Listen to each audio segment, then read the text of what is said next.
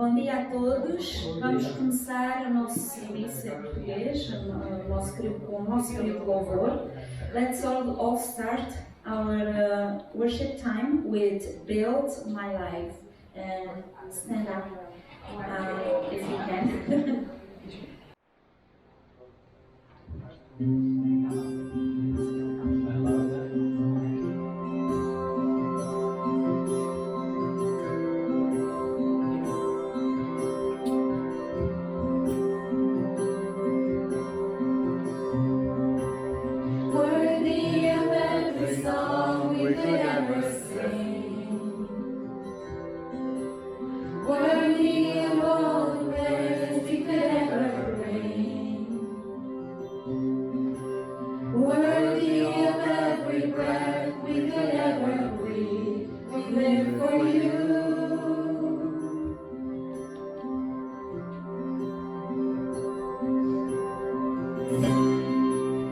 Jesus, the name above every other.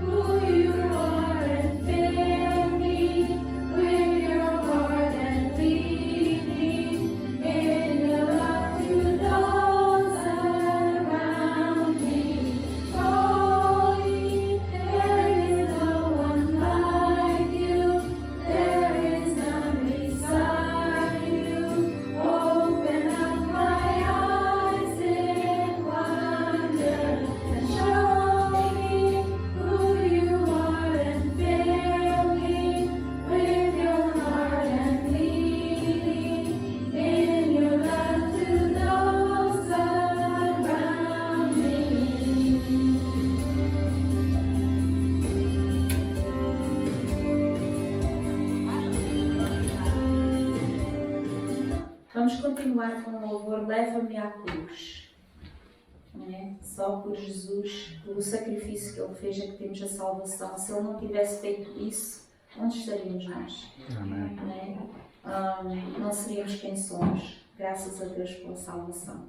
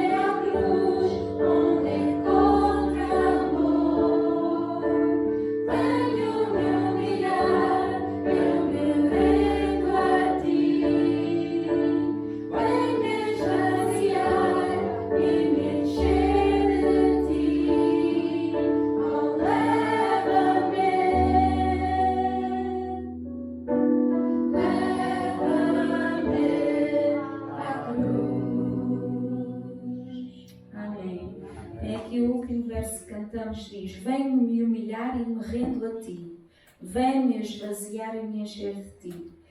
E falando pessoalmente, acho que é a parte mais difícil de ser crente, é esvaziar do que eu quero, como eu quero, e deixar que seja o Espírito Santo a guiar, não é? Então, quando cantarmos outra vez este hino, vamos pensar nisso, não o que eu quero, mas o que Deus quer. Vamos nos esvaziar do eu e deixar que seja o Espírito a nos guiar. Amém.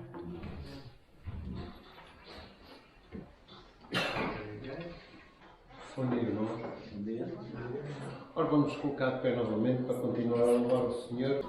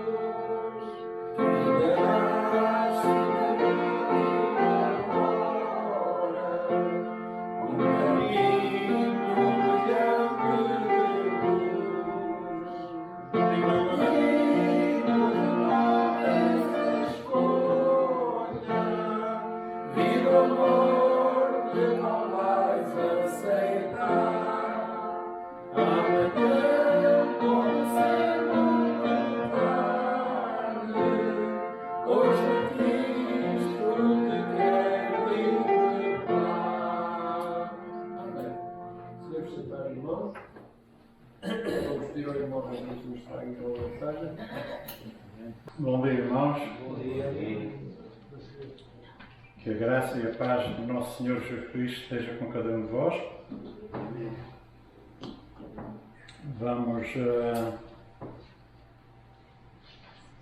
Vamos continuar com a nossa mensagem em Abacuque, e hoje é o último capítulo, capítulo 3, e a última mensagem desta série.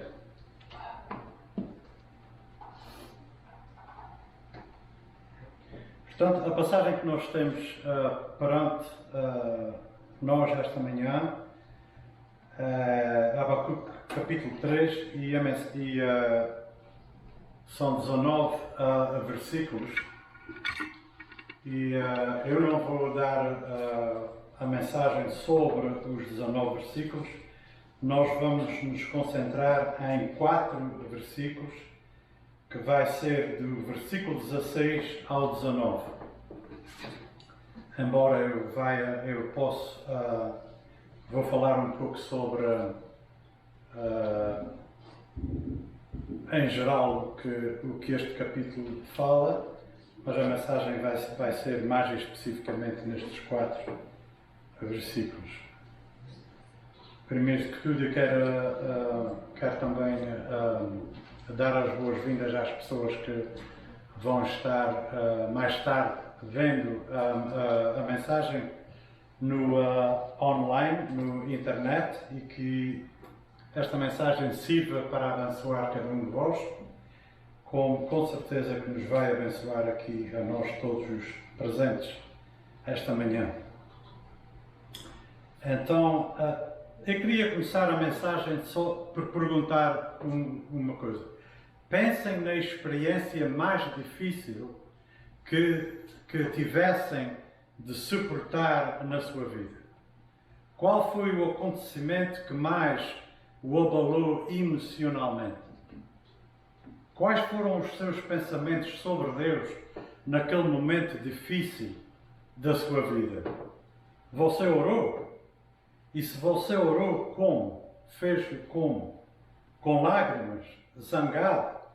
Com o coração quebrado e contrito? Como é que foi? O texto de hoje em Abacuque, no capítulo 3, versículos 16 a 19, contém palavras de grande esperança, mas não entenderemos esses versículos a menos que vejamos a profundidade do desespero que o profeta enfrentou ao escrever. Aqui no primeiro versículo, no versículo 16 do capítulo 3, o profeta diz assim: ouvi isso e o meu íntimo se comoveu. Os meus lábios tremeram ao ouvir a sua voz. A podridão entrou nos meus ossos e os meus joelhos vacilaram, pois em silêncio devo esperar o dia da angústia que virá contra o povo que nos ataca. Vocês lembram-se que no capítulo 1 e no capítulo 2 o profeta faz perguntas a Deus: quanto tempo mais tu vais demorar para julgar o teu povo? Ele vem a Deus e ele pede que o seu próprio povo seja julgado. Por causa da situação, por causa da desobediência, por causa da idolatria que acontecia nesse tempo em Jerusalém. E aqui o profeta vem e ele já ouviu de Deus, ele já ouviu o que Deus ia fazer. E ele aqui já vem de uma outra maneira. Ele aqui já vem a tremer. Ele diz que vem a tremer. Os lábios dele tremem ao ouvir o que Deus ia fazer. Ele diz que os seus lábios tremem. Ele diz que a podridão entrou nos seus ossos. Ou seja, a coisa foi tão grande, a revelação de Deus para ele, que ele sentia até dores no corpo quando ele ouviu o que Deus ia fazer. Não só à nação que vinha invadir Jerusalém, mas também ao seu próprio povo. Por causa do pecado, por causa da desobediência, por causa da rebelião deste povo. Não é? No capítulo todo no capítulo 3 de Abacuque, nós temos uma doxologia, ou seja, uma oração do profeta. Depois do profeta ter perguntas que foram respondidas por Deus, depois de ele ter um encontro com Deus mais de perto, aquela agressividade dele a perguntar o que é que Deus ia fazer com respeito ao povo, à desobediência do povo, tudo isso mudou. E quando nós se aproximamos de Deus um pouquinho mais, nós vamos sair de lá com a mesma atitude que Abacuque saiu. Né? Quanto mais perto a gente vai a Deus, mais a gente sabe, mais Ele se revela a nós. E mais mudança já na nossa mente, na nossa perspectiva das coisas. Right? Nós às vezes estamos distantes de Deus, a gente pensa uma coisa, mas quando Ele nos chama, nos leva até Ele e nos revela o que Ele tem para nós, a gente sai de lá com uma atitude diferente e vendo as coisas de uma maneira diferente. Vocês não se devem esquecer que todos estes 3 capítulos é tudo a respeito do crente viver pela fé. Nós temos que viver pela fé. E Deus falou nisso com Abacuque lá no capítulo 2. Deus explicou o que é que ele ia fazer à nação da Babilónia por causa da força e da crueldade que eles usaram para disciplinar o povo de Deus. Ele disse o que é que ele ia fazer e ele mostrou o que é um povo que vive sem fé em Deus, mas ele também fala, mas tu, crente, tens que viver pela fé. O crente tem que ser diferente do povo deste mundo. O crente vive pela fé. Portanto, não vamos esquecer que o tema é viver pela fé. Viver pela fé não é fácil, como nós vamos ver aqui hoje. Não é fácil. Esta mensagem de hoje continua a ser uma mensagem pesada no seu conteúdo, mas há esperança em Deus porque nós vivemos pela fé.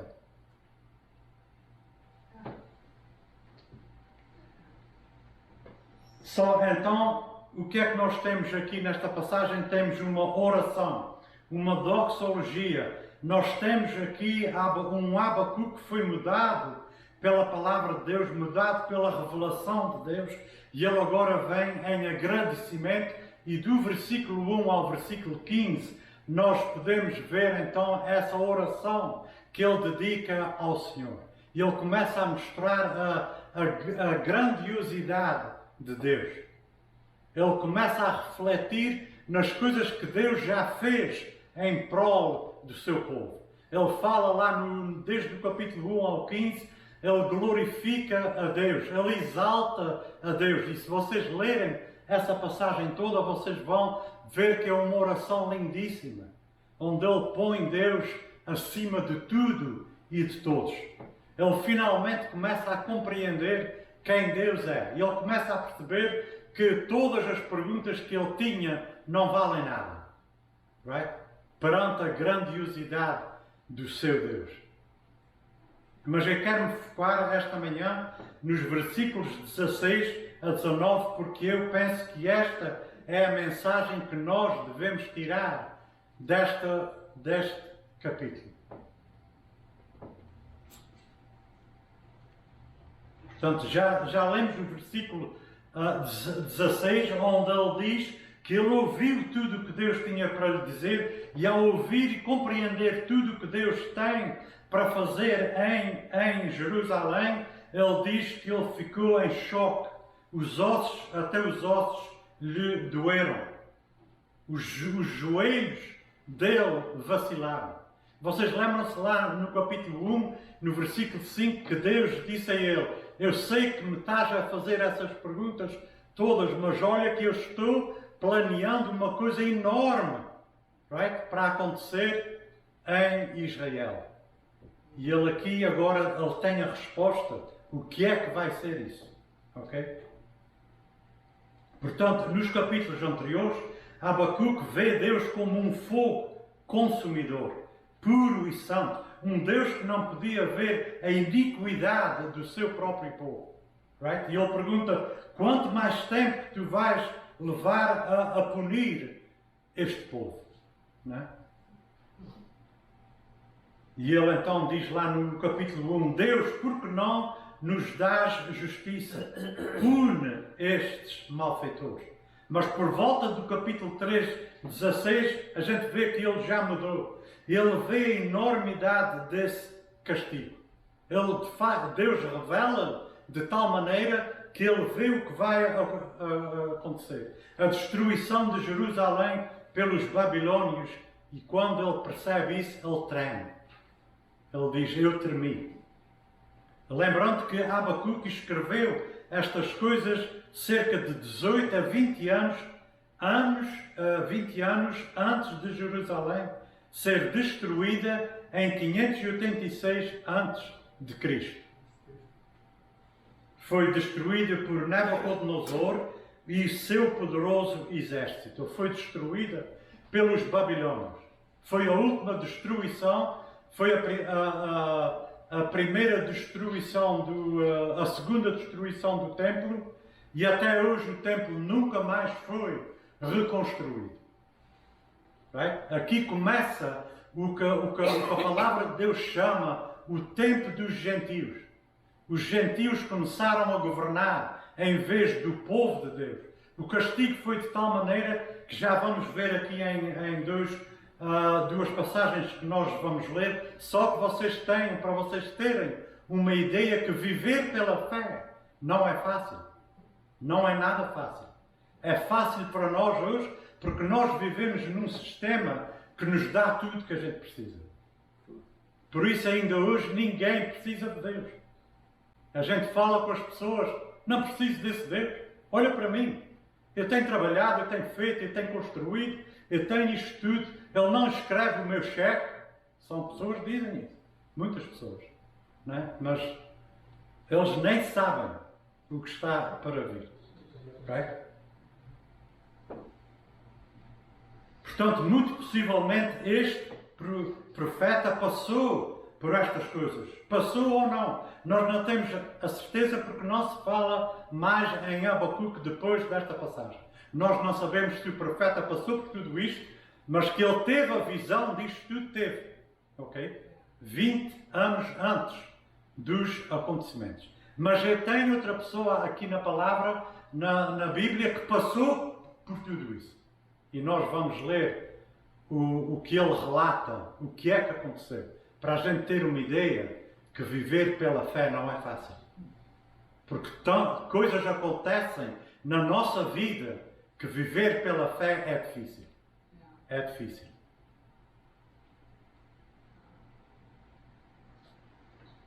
E este outro profeta que passou por isto tudo se chama Jeremias.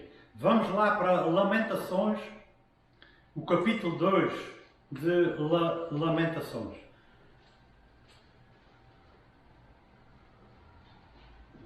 E vamos ler, eu vou ler do capítulo 2 de Lamentações, versículo 1 ao versículo 17. É um pouco longa a passagem, mas eu tenho a certeza que nós precisamos de ler isto aqui para pôr tudo em perspectiva, para que a gente tenha uma perspectiva certa daquilo que é viver pela fé, muitas vezes, não é? Ok?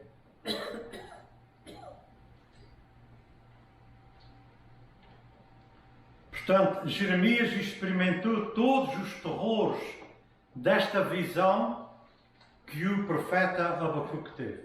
O rei Nabucodonosor da Babilônia cercou a cidade e sitiou-a por 2 anos. Vocês imaginem um exército entrar em Toronto. Vamos agora pensar que Toronto tem muralhas à sua volta. Right? E que ninguém pode sair ou entrar quando um exército que vem de fora cerca a cidade. Ninguém podia sair nem entrar. Qual foi a duração deste cerco? Levou 2 anos. Só eles vieram, cercaram a cidade e por 2 anos ninguém pôde nem sair nem entrar. Tudo aquilo que eles tinham de abastecimento era aquilo que eles tinham dentro da cidade. Isto é a coisa mais cruel que um exército pode fazer em qualquer sítio. Eles fazem com que as pessoas esgotem as provisões alimentícias deles até à morte, até chegarem ao ponto de passarem fome. E aí o povo se rende. Não é? Okay? Isso é uma coisa horrível que um exército faz. Portanto, Nabucodonosor cerca a cidade de Jerusalém por 2 anos, levando o povo à submissão através da fome, e muitos deles morreram à fome. Eventualmente o rei de Judá e o seu exército tentaram escapar por um buraco na muralha à noite, mas foram capturados e massacrados. Okay? O exército babilônico então entrou na cidade, saqueando, assassinando, massacrando e destruindo tudo. Tudo. Vamos então ler alguns versículos do livro de Lamentações, no capítulo 2, como eu já pedi que vocês abrissem as suas Bíblias para seguirem esta leitura. Aqui temos Jeremias lamentando o que aconteceu ao seu povo. A gente chama o profeta Jeremias de o profeta chorão, aquele que chorava por tudo e por nada, mas ele tinha razão de fazer isso. Olha o que ele conta aqui nestes versículos de 11 a 17. Ele começa por dizer: com lágrimas se consumiram os meus olhos, a minha alma se agita, o meu coração se derramou de angústia por causa da calamidade da filha do meu povo. Quem é a filha do meu povo? Jerusalém é a filha do meu povo. Por causa da calamidade da filha do meu povo, porque crianças e bebés desmaiam pelas ruas da cidade. Perguntam às suas mães: o que temos para comer e beber? Ao mesmo tempo em que desfalecem como o ferido pelas ruas da cidade, ou quando dão o último suspiro nos braços da sua mãe. Vocês estão vendo aqui, estão vendo o que é que se está passando na cidade, dentro da cidade. As crianças estão morrendo à fome, depois de 2 anos de não terem, dos alimentos se terem esgotado e não haver nada. O que posso lhe dizer? Não há nada para dizer. O que isto quer dizer aqui é: quem é que pode oferecer algum conforto a esta gente? A quem você se assemelha, ó filha de Jerusalém? A situação é de tal maneira que não há nada para se poder comparar o que se está passando naquela cidade com nada que existe no mundo. O sofrimento é de tal maneira, é incrível. Right? A quem posso compará-la para lhe trazer consolo, ó Virgem Filha de Sião? Isto aqui é outra imagem de Jerusalém. Porque a sua calamidade é tão grande como o mar. A calamidade que está acontecendo nesta cidade é tão vasta como o mar. É tão grande como o mar. As visões que os seus profetas lhe anunciaram eram falsas e enganosas. Os profetas que profetizavam àquele povo, eles falavam o que eles queriam ouvir. Eles não lhes contavam a verdade. Eles não diziam: arrependei-vos porque o castigo está vindo. Eles falavam. Hoje não é a mesma coisa. As igrejas estão cheias de povo. Hoje, porquê? Porque os profetas falam o que as pessoas querem ouvir. Ninguém quer ouvir: tu és pecador, tu precisas de arrependimento, tu precisas de Deus na tua vida. Ninguém quer ouvir isso. Por isso a igreja que fala a verdadeira palavra de Deus é assim como esta, pequena, com poucas pessoas, porque ninguém quer ouvir quem eles de facto são. não é? Eles querem ouvir conversas que são agradáveis aos ouvidos deles. Right? Ninguém quer ouvir. E aqui o profeta diz, este profeta, Jeremias, diz: os profetas falsos que vocês tiveram são os culpados de vocês chegarem a este ponto. Ok? Nós temos que ouvir a palavra de Deus. Doia a quem doer. A palavra de Deus, se não trabalhar no nosso ser e nos ponha alguma culpa em nós, a palavra não está sendo pregada do jeito que ela deve ser.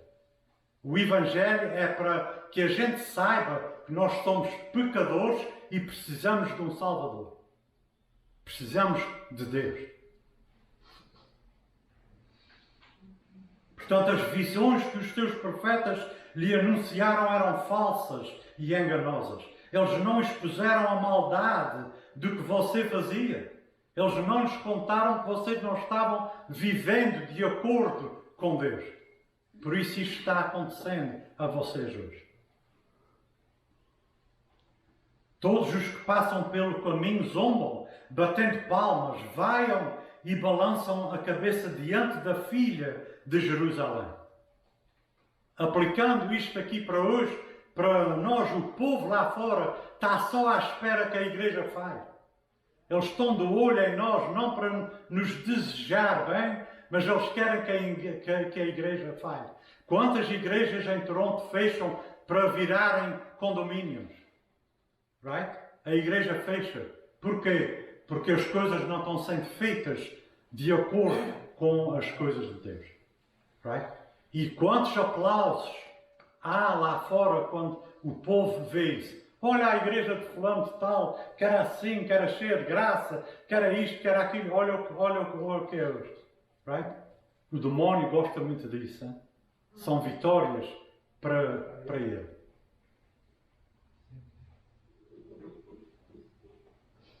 E eles falam: é esta cidade que chamavam de perfeição e de formosura, a alegria de toda a terra. Todos os seus inimigos abrem a boca contra você, vaiam, rangem os dentes e dizem: nós acabamos com ela. Porque é isso que o mundo quer fazer. O mundo quer acabar com a igreja. Porque a igreja vai contra os desejos deste mundo. Ou pelo menos deveria ser assim. Certamente este é o dia que esperávamos. Conseguimos. Esse dia chegou. O Senhor fez o que tinha em vista, cumpriu a ameaça que pronunciou desde os dias da antiguidade, derrubou sem dó nem piedade, deixou que os inimigos se alegrassem por causa de você e exaltou o poder dos seus adversários. Aqui dá a impressão que Deus tinha completamente destruído o seu povo e que tinha dado o privilégio aos inimigos de Jerusalém de verem a destruição e a queda de Jerusalém. Mas Deus nunca faz isso. Ele castiga, Ele disciplina, mas há sempre um remanescente que Ele deixa para que o plano dele continue. E nós somos esse remanescente. Nós somos. A igreja hoje é o remanescente de Deus, a única instituição neste mundo que tem Deus. De resto não há Deus em ninguém, em parte nenhuma. Todo o homem que não tem Cristo como Salvador, ele não tem Deus. É? Eu tenho mais dois versículos rápidos só para lembrar a vocês o que foi este evento. Este evento não foi fácil. Viver pela fé nestes dias não foi fácil. Abacuque não teve um tempo fácil.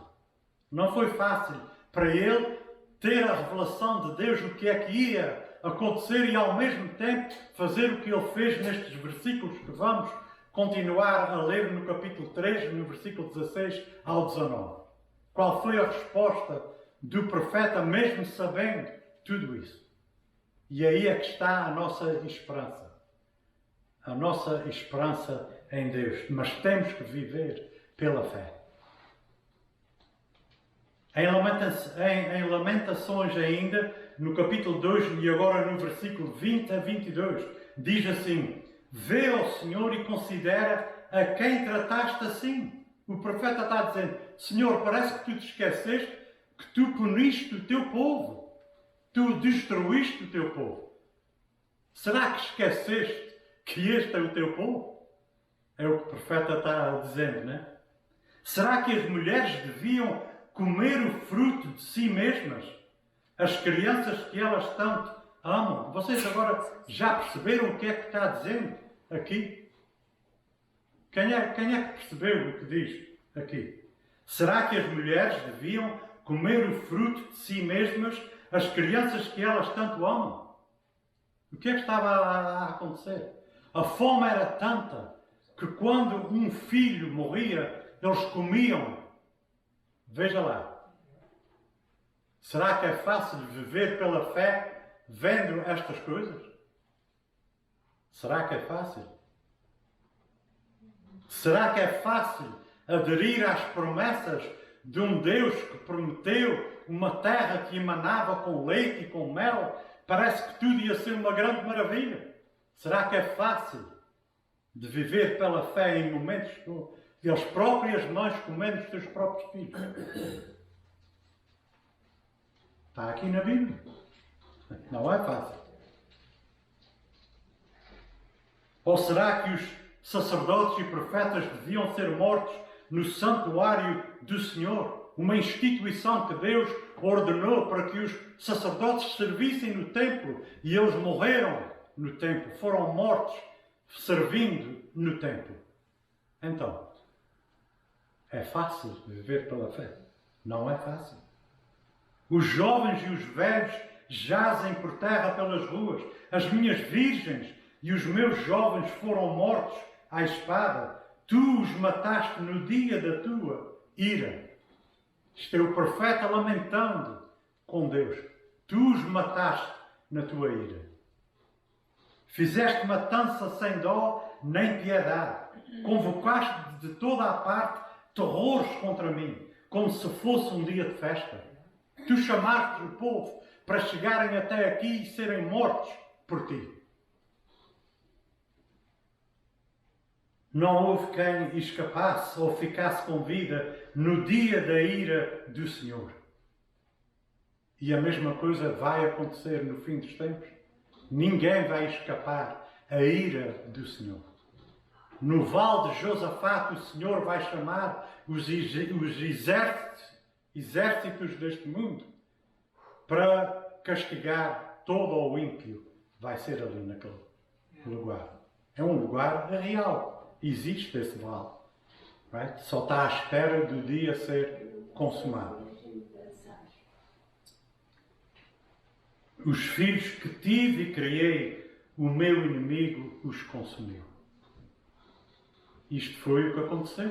Nós não podíamos ler e ouvir esta passagem sem saber um pouco do pano de fundo que é que aconteceu. Portanto, viver pela fé não é fácil. Sem minimizar a dor de qualquer um de nós aqui esta manhã, o que cada um de nós já experimentou ou está a experimentar, eu acredito que Abacuque e os seus contemporâneos sofreram durante a destruição de Jerusalém.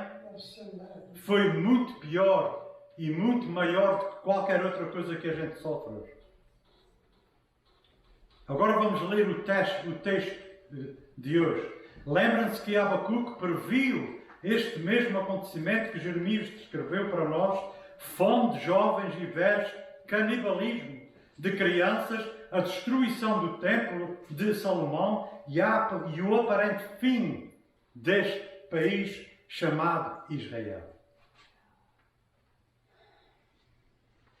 E vendo isso tudo, ele escreve lá no capítulo 3, que é o que temos aqui perante nós esta manhã, do versículo 17 ao 19.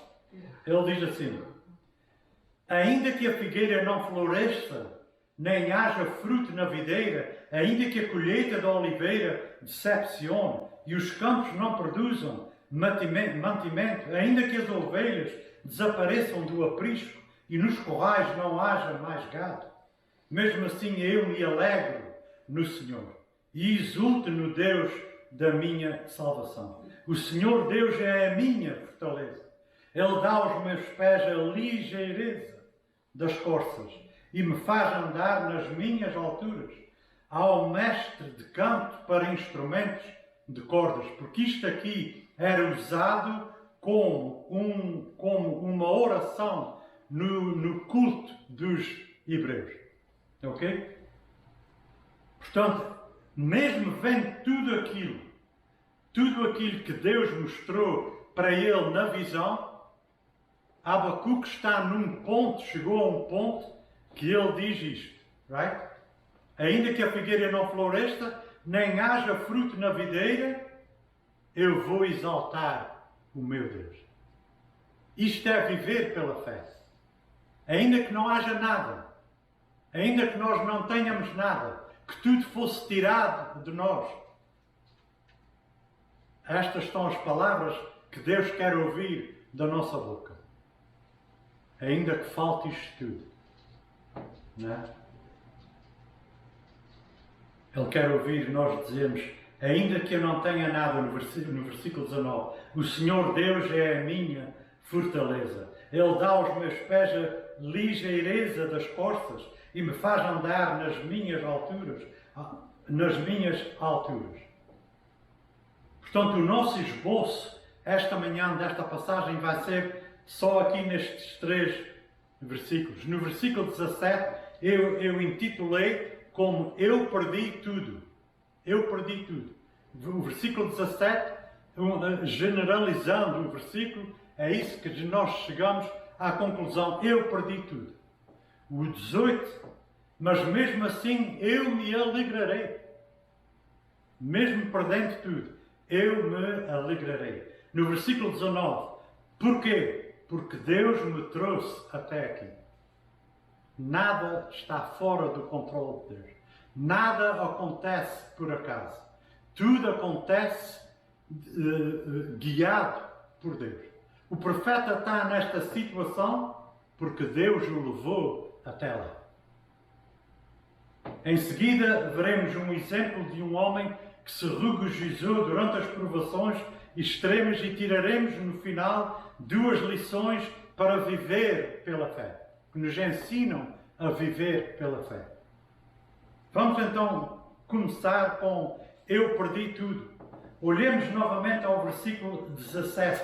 Lembrem-se que a economia de Judá, nessa época, era baseada quase exclusivamente na agricultura. A agricultura era a fonte de sobrevivência de Israel. E a agricultura poderia ser dividida em 2 colheitas. Havia as perenais, que quer dizer aquelas que vinham de ano a ano, ou seja, árvores frutíferas, né? Como figos, oliveiras, videiras. E a outra colheita era sazonal, ou quer dizer, que vinha uma vez por ano. As couves, os nabos, essas coisas. Right? O trigo, a cevada. De acordo com este versículo, quais são as partes desta economia que falharam? Vamos ver lá então. Os 3 primeiros itens foram os figos, uvas, azeitonas, ou seja, todas as colheitas perenais. Todas aquelas que vinham a cada ano, essas não existiram mais. Depois temos as outras do campo, ou seja, colheitas sazonais, os alimentos básicos, o trigo, a cevada, os vegetais, né? E assim, nem as colheitas perenais, nem as sazonais produziram nada. Não havia nada. Será que é fácil viver pela fé quando a gente não tem nada? Será que é fácil? Hoje é muito fácil. Hoje é muito fácil. Eu tenho fé. Mas cai numa situação dessas e vamos ver onde está a nossa fé. Não é? E os últimos 2 itens finais eram o quê? Os rebanhos. Não havia nem ovelhas, nem cabras, nem vacas, nem bois. Todos os seus animais acabaram morrendo. Não havia nada para comer. Nada. Então vocês veem o que ele está dizendo, mesmo que eu tenha perdido tudo, mesmo que todos os meus rendimentos desapareçam.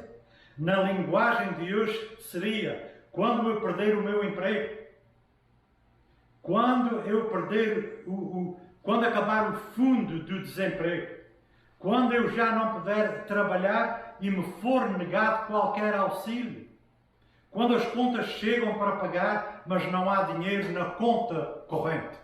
Este seria o paralelo, que é muito mais suave do que estava a acontecer lá, não é? Mesmo nisto aqui, mesmo que não temos dinheiro para pagar nada, nunca foi o que aconteceu naquele tempo em Jerusalém. Quando um exército entra e destrói completamente as pessoas. E os pais e os filhos veem os entes queridos morrendo ali. Não é? Como podemos ver a situação de Abacuque é pior do que qualquer coisa que possamos imaginar neste nosso país onde a gente vive hoje. Pois em Judá, naquele tempo, não havia agência de serviços sociais, não havia abrigos para aqueles sem teto, não havia vale para fazer compras ou alimentos. E durante a destruição de Jerusalém, não havia parentes abastados, porque todos estavam na mesma situação. Não havia ajuda para ninguém. Onde fica a nossa fé? Onde fica a nossa fé? Não havendo fonte de renda para Abacuque significa fome, significa morte, primeiro para os mais fracos da família, os velhos e os infantes, e finalmente para todos. E eu duvido que alguém aqui, esta manhã, tenha alguma vez enfrentado a perspectiva genuína, right, de ter algum parente que morreu à míngua ou que morreu à fome com falta de dinheiro ou com falta de recursos. Penso que não tem ninguém aqui que passou por isso. Graças a Deus por isso. Porque é só pela graça dele que nós não passamos por essas coisas. Mas nós não devemos de deixar a extremidade destas circunstâncias que estamos lendo aqui esta manhã para nos tornar cegos para a relevância que isto tem para nós hoje. Outra maneira de pensar este versículo, neste tempo que nós estamos, e talvez seja mais fácil para nós nos relacionarmos com a situação de Abacuque, seria: e se Deus de repente parasse de prover tudo aquilo que nós temos e precisamos para sustentar as nossas famílias? Se isso acontecesse, onde estaria a nossa fé?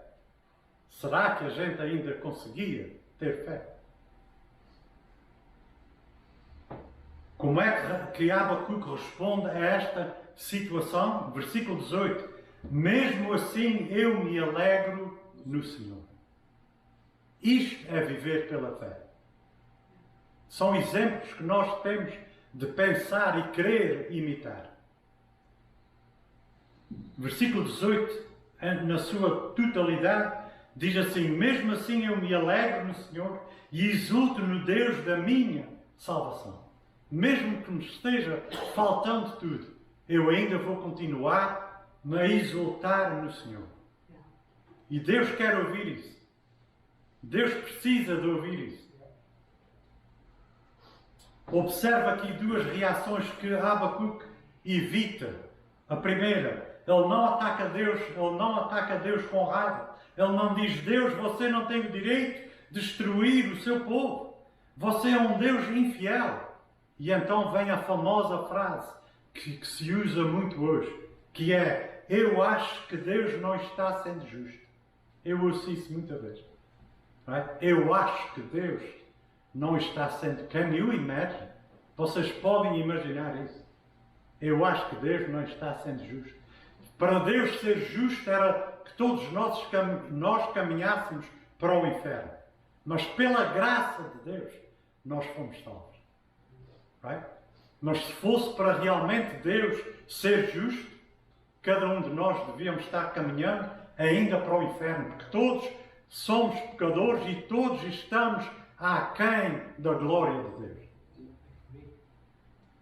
Vamos levantar as mãos para o céu e agradecer a Deus. Obrigado, Senhor, porque Tu nos salvaste. Okay? A outra coisa é, Ele não fingiu que o mal não existisse e não ia acontecer. Ele não virou a cara e disse, não, eu não quero enfrentar isso. Ele não se esconde em um mundo de fantasia como muita gente faz hoje. A gente explica as Escrituras, eu não quero ouvir isso, isso é tudo histórias.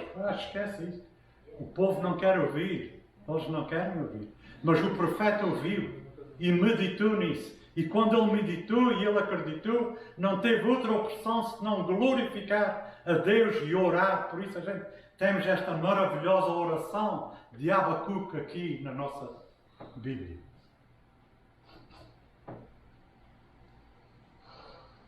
Portanto, ele não finge que o mal não vai acontecer, ele não se esconde no mundo de fantasia dizendo isso é terrível demais, nem vou pensar nisso, vou fechar os olhos e pensar em outra coisa, vou-me sentar à frente da minha televisão para me distrair para as minhas ideias não se focarem nessas coisas. É um grande erro isso. Nós devemos estar alerta daquilo que está na Bíblia, que vai acontecer ainda. Right? Temos que viver pela fé. Pela fé, só pela fé. Eu vou dizer isto amanhã toda e está chegando ao fim, vocês não pensem. Tem mais uma hora, porque só falta, tem só mais 5 minutos.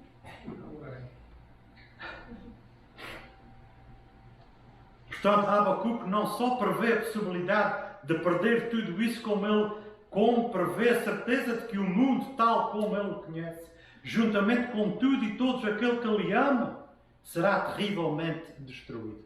E nós temos que olhar do mesmo jeito. Isto tudo que a gente ama, todas estas coisas, a gente ama uns aos outros, a gente gosta de estar uns com os outros, tudo isto vai ser destruído. Aquele que sobrevive é aquele que hoje vive pela fé.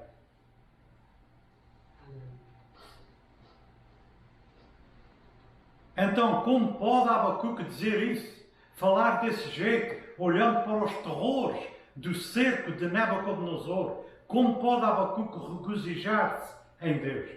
Ele responde no versículo 19. Ele diz, porque Deus me trouxe até aqui. Ele confia em Deus. Se Deus me trouxe até ali e ele vai estar dentro daquele processo de destruição, foi Deus que o trouxe ali, para aquele momento. Muitas vezes quando a gente atravessa as dificuldades da nossa vida, a gente pensa, será que eu tenho mesmo que estar nisto? Right? Se a gente está a passar por alguma coisa, foi Deus que nos trouxe até lá. Deus vai nos abandonar? Nunca.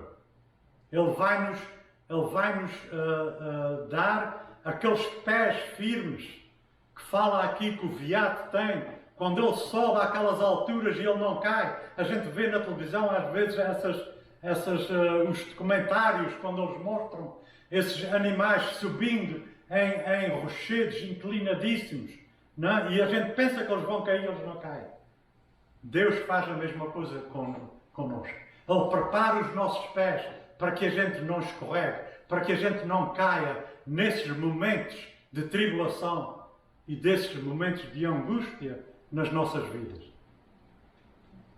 Esses lugares altos são lugares de sofrimento. São lugares que a gente não quer estar lá. Mas Deus às vezes nos leva lá. Porque Ele precisa que a gente esteja lá. Tem coisas para a gente aprender através desses lugares difíceis na nossa vida. Mas Ele não nos abandona.